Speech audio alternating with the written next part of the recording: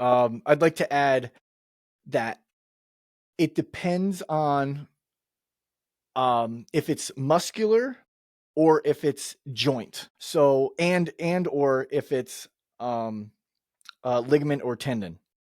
So Yeah. see, this question is kind of vague, right?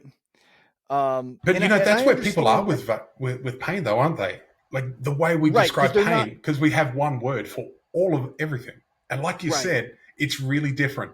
It feels different. The experience is different, and what you do about it is going to be different. right, Uh, and that's why follow-up questions are important for people in general, right? Because they are in pain, they just don't know what kind of pain they're in, yeah, and that where the next steps come in. So yeah. I'm going to kind of run through it quick because I could talk for an hour on this one thing alone. If your pain is from arthritis in the joint, there are going to be certain movements you can't do at all, right? So say you have a shoulder arthritis. Mm-hmm.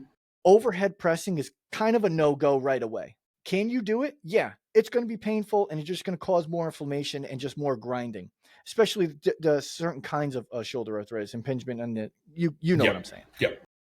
So try bench pressing, try shortened range of motion bench pressing, try dumbbell bench pressing, try isometric, stuff like that. Things that don't hurt, right? Things that make you feel better, Mm, like we said earlier.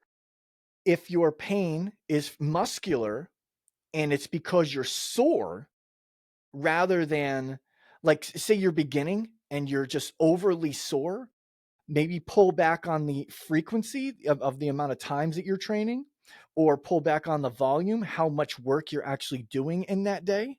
If you're just beginning, because that pain can really kind of trickle over into your ligaments and tendons and cause tendonitis, mm-hmm. tendinopathy, and that can trickle over into snapping a tendon or snapping a ligament, because you don't want to have turn into tendonitis, tendinopathy, because then you get macrophagia and all this Mm. other kind of crap in your big words, big words, big words, right?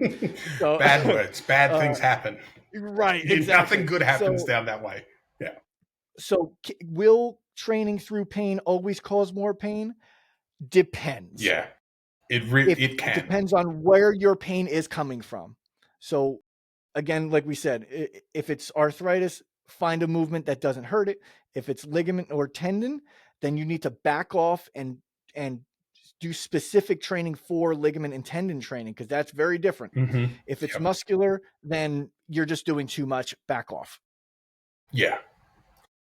Yeah, I think it's really important there as well to distinguish between sore, hurt, and pain. There's a lot of Right. actually. Right. There's a great book called two books by Lorimer Moseley and David Butler called "Painful Yarns" is one of them, and the other one is "Explain Pain." And so there are a couple of neuroscientists and doctors, pain researchers that put out some amazing research and resources to help clinicians deal with people in pain.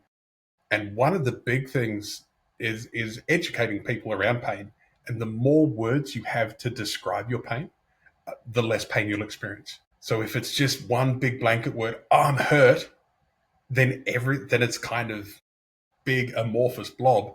But if you've got like a very specific word for the little twinge you get in a tendon, and it's a different word to that arthritis-y pain you might feel in your knee, and it's a different word to that old ankle injury that keeps on coming back to haunt, your experience of pain will be better. Yeah. Yeah. Yeah. Completely So agree. Yeah. just For sure. showing some nuance about what your pain is.